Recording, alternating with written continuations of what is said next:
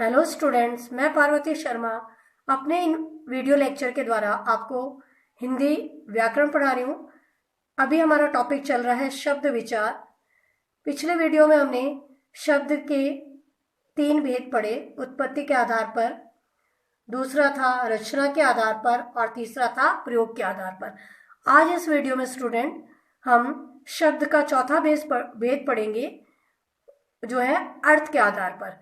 तो स्टूडेंट, अर्थ के आधार पर शब्द को 6 भागों में बांटा जाता है, यानी अर्थ के आधार पर जो शब्द है उनके 6 उपभेद है, जैसे एकार्थी शब्द, अनेकार्थी शब्द, पर्यायवाचक शब्द, विलोम शब्द, समुच्चारित या शब्द युग्म। फिर अगला है शब्द समूह के लिए एक शब्द, जिसे हम इंग्लिश में वन वर्ड भी कहते हैं।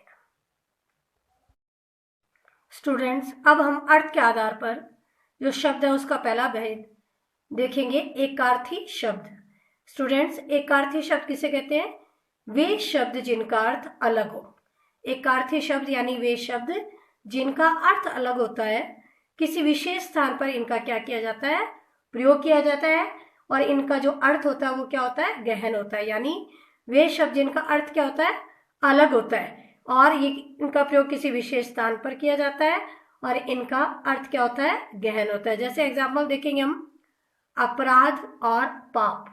देखने में हमें दोनों क्या है? समान से लगते हैं। जैसे अपराध और पाप देखने में एकदम क्या है? समान से दिखाई देते हैं, एक ही दिखाई देते हैं, लेकिन इन दोनों का अर्थ क्या होता है? अलग अलग होता है, अलग अलग होता है। जैसे अपराध, अपराध का अर्थ होता है स्टूडेंट्स सामाजिक एवं सरकारी कानून का उल्लंघन करना। कोई भी सरकार का या समाज का कोई कानून बनाया गया है, अगर हम उसका उल्लंघन करते हैं, उसका पालन नहीं करते, तो हम क्या करते हैं? अपराध करते हैं। उसी प्रकार है पाप। पाप का अर्थ है स्टूडेंट्स नैतिक एवं धार्मिक नियमों को तोड़ना। हमारे जो नैतिक है और धार्मिक नियम है उनको हम नहीं मानते। हमारे शास्त्र पुराण ऋषि मुनियों द्वारा, हमारे देवताओं द्वारा जो नियम बनाए गए हैं, जो धार्मिक नियम है, जो नैतिक नियम है, अगर हम उनको तोड़ते हैं तो हम क्या करते हैं? पाप करते हैं। तो देखने में इन दोनों शब्द का लगता है जैसे सेम है, लेकिन इन दोनों का अर्थ क्या है? अलग अलग। तो अपराध का क्या हुआ स्टूडेंट्स?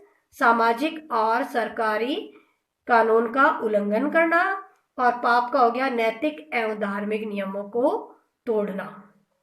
अगला है अमूल्य और बहुमूल्य। ये भी देखो स्टूडेंट्स, देखने में हमें यूं नॉर्मल अगर हम कहते हैं तो एक जैसा लगता है, अमूल्य और बहुमूल्य। अमूल्य वो होती है जो चीज मूल्य देकर भी प्राप्त ना हो सके। ये कहते हैं ना, ये बहुत अमूल्य है, यानी जिसका मूल्य दें फिर भी क्या है? वो चीज हमें प्राप्त नहीं होती, वो हो जाती है अमूल्य। और बहुमूल्य क्या हो गया? जिसका बहुत सारा मूल्य देना पड़ता है। तो बहुमूल्य तो हम मूल्य अधिक देके प्राप्त कर सकते हैं, लेकिन अमूल्य है जिसका मूल्य देकर प्राप्त नहीं कर सकते। अगला है स्टूडेंट्स अस्त्र और शस्त्र। ये भी अगर देखें तो हमें लगता है जैसा एक ही है, लेकिन इनका अर्थ अलग अलग है। अस्त्र होता है जो फेंक कर चलाए जाते हैं हथियार, उसे हम क्या कहते हैं? अस्त्र। यानी जो फेंक कर दूर से चलाए जाते हैं हथियार, उन्हें अस्त्र कहते हैं। जैसे कह सकते हो आप, भाला हो गया, धनुष के द्वारा बाण छोड़ा जाता है, वो अस्त्र में आते हैं। उसी प्रकार एक है शस्त्र। शस्त्र होता है जो हाथ में पकड़कर चलाए जाते हैं, जैसे तलवार आदि।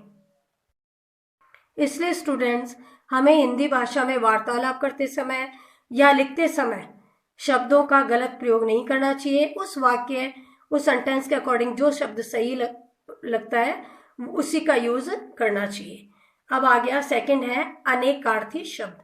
अनेकार्थी शब्द किसे कहते हैं स्टूडेंट्स?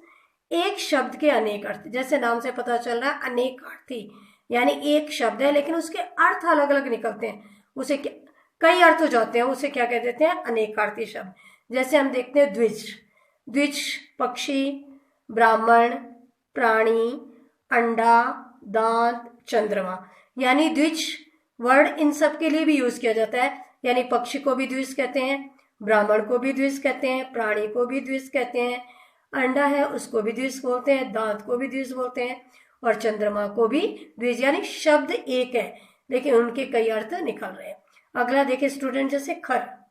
राक्षस को भी खर बोलते हैं। जैसे खर राक्षस होते हैं, खर और दूषण, तो हम खर से याद कर सकते हैं कि खर और दूषण राक्षस है, तो खर क्या हो गया? राक्षस को विखर कहते हैं। दुष्ट होते हैं राक्षस तो दुष्ट व्यक्ति को विखर कहते हैं। तिनके को विखर कहते हैं, गधे को विखर कहते हैं और प्रखर को भी खर कहते हैं। स्टूडेंट्स, अगला है पानी। इसको जल, वर्षा, चमक, स्वाभिमान और इज्जत, यानी जल को भी पानी बोलते हैं, वर्षा भी पानी, चमक हो गया स्वाभिमान या इज्जत।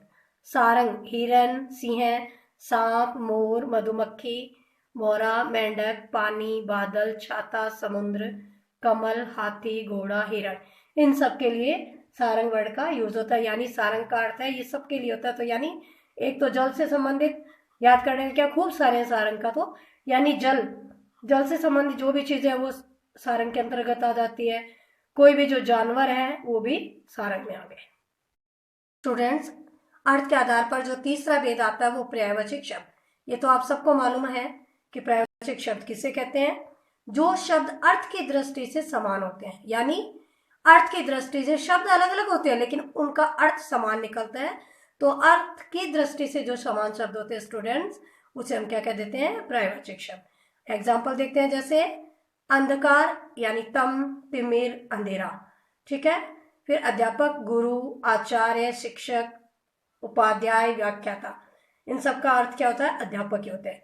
कपट का छल, धोखा, दगा, ठगी, वंचना। केला, कदली, रंभा, गजवशा, मोचात। काक, कोआ, वायस, काग, कागा, बलिपुष्ट और पिशुन।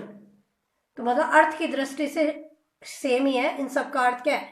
काक, कौवे को भी काक कहते हैं, वायस को भी काक कहते हैं, काग को भी काक कहते हैं, कागा हो गया, बलिपुष्ट हो गया और पिशुन हो गया।